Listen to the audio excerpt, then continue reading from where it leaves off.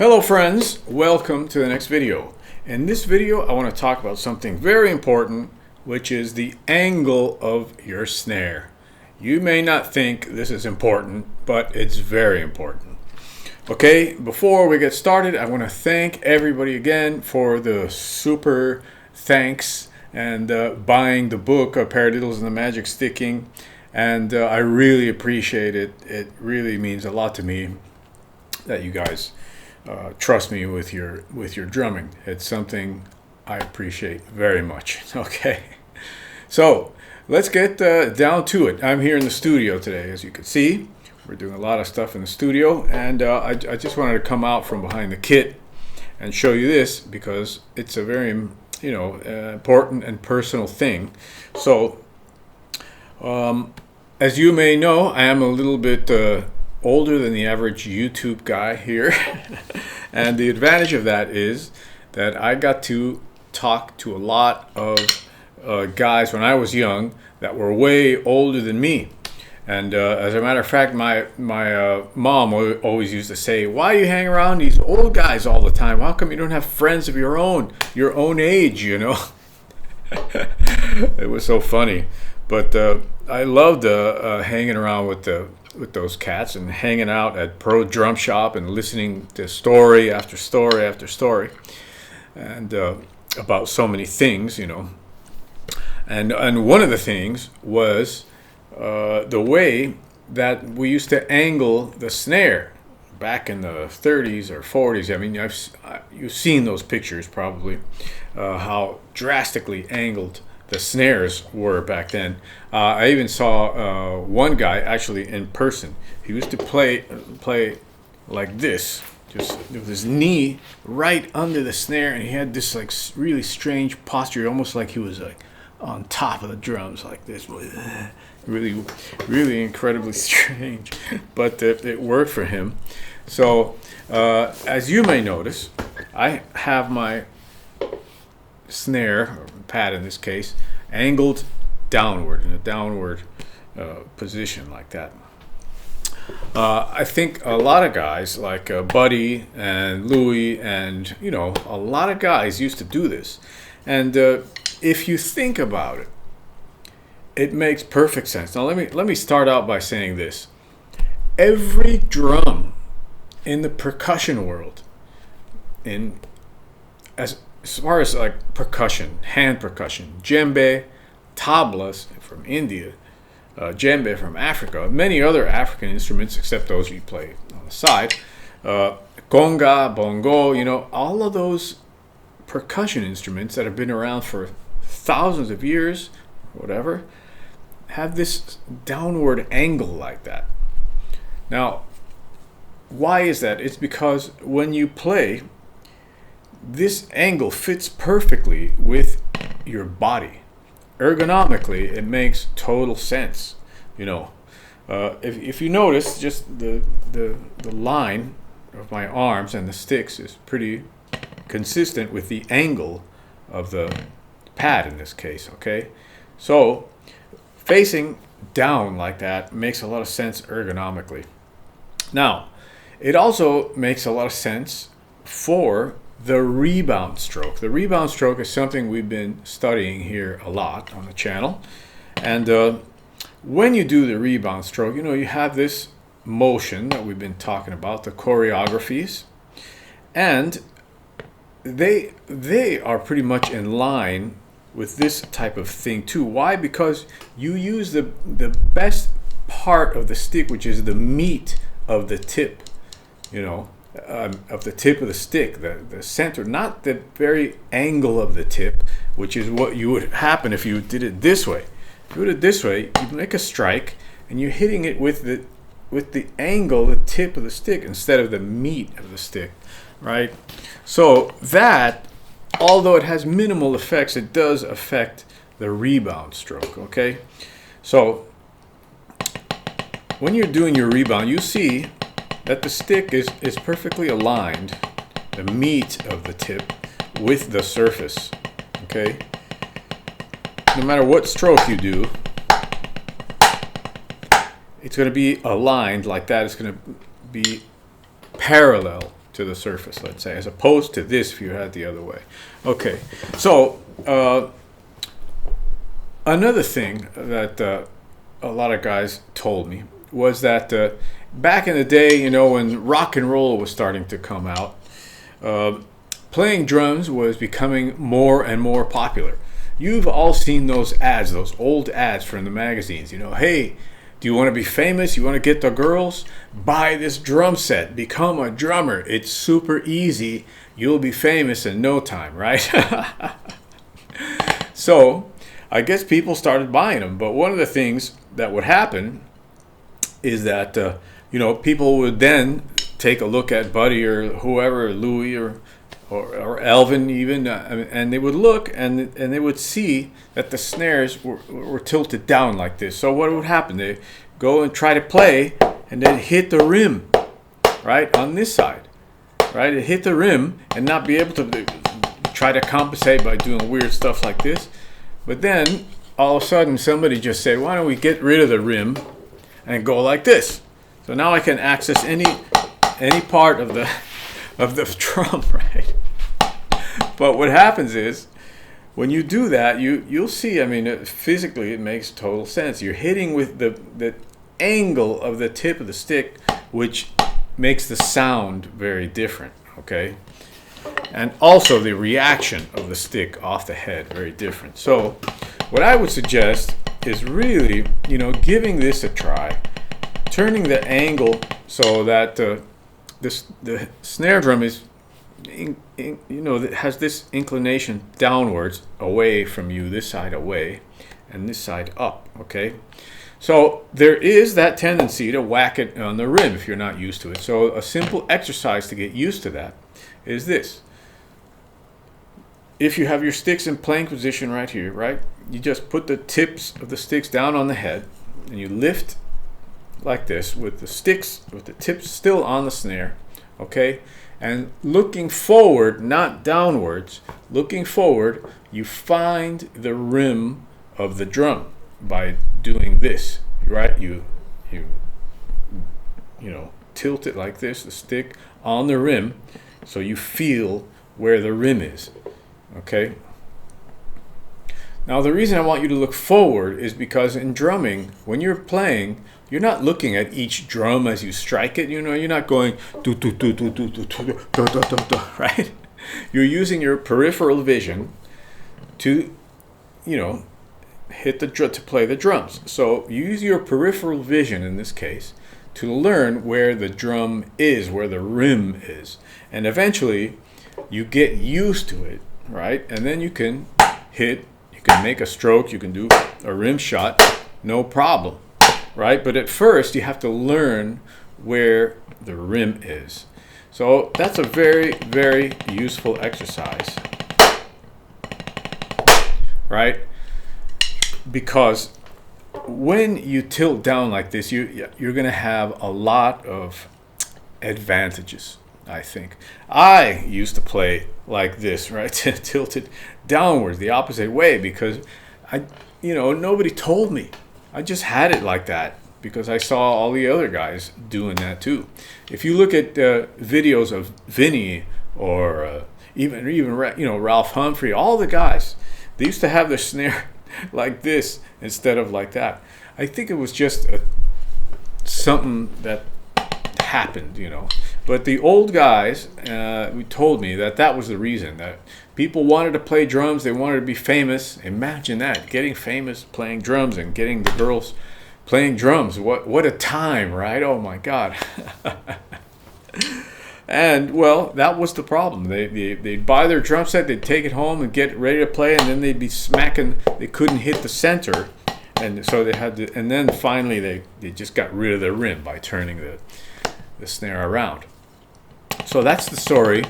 Who knows if it's true, but it's a great thing to hear these stories from older drummers.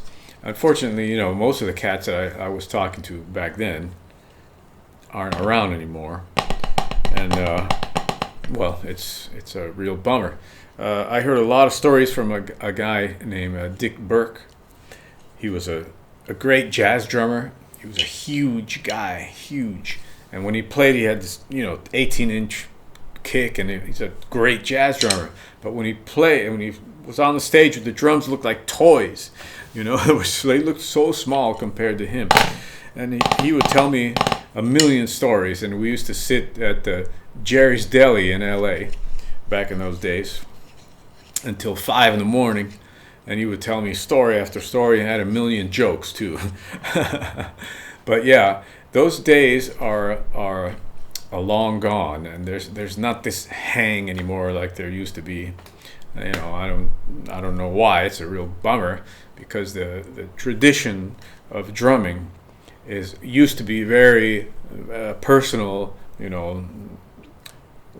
in-person storytelling and communicating that way, handed down, the tradition handed down in person. Now it's in YouTube, and I guess unless you're going to a university or something like that, the great majority of people are using YouTube. So I think it's important to relate these stories to you, so that you can get a deeper sense of why these things happen, why these things are used like this, and what it can do for you. Perhaps you just haven't thought about it. But everywhere I go, people see me playing with this sometimes extreme angle like that, and they ask me why. Why do you do that? It's because I like it, because it helps me with the rebound stroke. Okay, if you're playing flat, it's not as advantageous in the rebound stroke. If you're playing like this, with the snare the other way, it's even worse. Okay, so a lot of guys, you might notice, play sideways like this, with the drum tilted sideways. That's a lot of traditional guys back in the day, and that kind of makes sense, but it doesn't completely make sense to me, because the right hand is then in a strange position. So this to me makes sense. And if just look at every other percussion instrument, a lot of them have this downward angle like that. So yeah, I hope this video has helped you to consider this situation. And of course, you should, the top of the snare, the rim that's highest, should be around at your waist level. Okay, it's easy to play. If you go too high, you're going to be like this. If you go too low, you're going to start crouching down. This is too low. Okay, I just want to give you an example of too low. That's too low. Your hands hitting your knees like that, and too high. Too high, you have to start, corrupting your grip. You see, you have this curvature here just to corrupt you. So that's not good. You want to get it just around your waist, okay? The highest part of the drum there. That's about right. When you're doing your rebound strokes, or any stroke, really, everything can be real relaxed and ergonomically efficient. Okay, so I hope you've enjoyed this video. And again, I want to say thanks to everyone for sending the super thanks and buying the book. And remember, the book you can get on my online store. The lesson site is waiting for you. Only $200 for the year program with me as your personal coach. I'm doing hand consultations. Hand consultations are very popular right now. Lots of guys are taking them. You can use Skype or WhatsApp or whatever you need. And the Elite program is cranking. I'm going to put a video here about the Elite program after this, so you can watch it and get an idea what it is. And remember, Malta. If you want to come with us to Malta, just write me, phil@philmatrano.com, and I'll send you all the details. It's going to be great, a great event. Drummers Intensive Day Malta is coming up in January. All right, folks. Thanks again for watching. See you in the next one.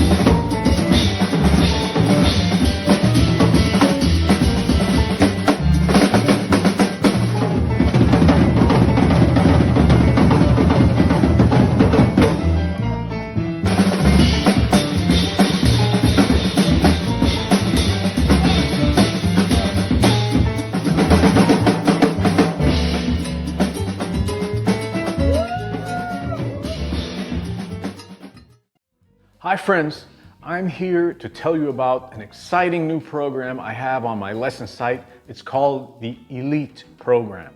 In this program, you're going to be working with me very, very closely while I guide you through the entire site. The Elite Program, why do I call it that? Because I'm searching for the most dedicated people to study this material. If you want to be a professional drummer, you're going to have to change your life. You're going to have to put drums ahead of everything. And I'm here to make sure that that decision is something that's going to benefit your life in the most positive way it can. Some websites have guest artists that come in and show you some stuff for about an hour and then they leave and you never hear from them again. You're stuck with the guys on the site that may or may not have much experience at all. In this program, you're going to be working with me directly. 3 hours a day for an entire week online, okay? We're going to be having conference online, video conference, 3 hours a day for a week. In this week, I'm going to guide you through everything, prepare you. I'm going to watch you play. I'm going to watch you practice. We're going to work together on things in the moment, okay, which is very important. Now, why the price, you may ask? Well, an online video session with me usually costs $270 for 2 hours. A private lesson with me in New York costs $100 an hour. A lot of guys charge a lot more than $100, maybe $200, $300 an hour. My price is $100 an hour. I think that's fair. So if you take that many hours with me, okay, 7 times 3, that's 21, that's $2,100. The price of the course is $1,900. So you're already saving $400 by doing it this way. $400 savings. Plus, you have the full year membership to the site with email support, Skype support, and everything else. This unique study situation has been brought about by the technology we enjoy today. Before, you would have had to travel to New York, hang out with me, come to my house, you know, have all those expenses of going to New York, which many guys have done. But now we can do things in a much more, let's say, efficient basis, more economical, and a way that you can be constantly in touch, not only having me in New York there while you're there. Okay, so this is, I think, an amazing opportunity to study. I've taught at some of the best drumming institutions in the world. That's not something that everybody can say. And I have all that knowledge right here waiting for you. If you're serious about your drumming, the lesson site is there. And I'm there as well, ready to make sure you get the most out of the drumming experience and having drums in your life. Okay? I hope you'll check out the Elite Program. The most innovative curriculum there is comes from having the experience from teaching all over the world, drummers at every level from the highest drumming cultures on the planet. What you're going to need to participate is a way to interact with me online. You need to have a drum set up with your camera, your phone, or whatever. It has to sound halfway decent, and a good Wi-Fi connection so we have uninterrupted streaming. Now, as far as the price goes, if you use PayPal, you can break up the payments. PayPal offers you a variety of ways you can pay. You can use your credit card, and if you don't have access to those things, just write me and we'll figure out a way. But this is a very important program and I think you're gonna love it.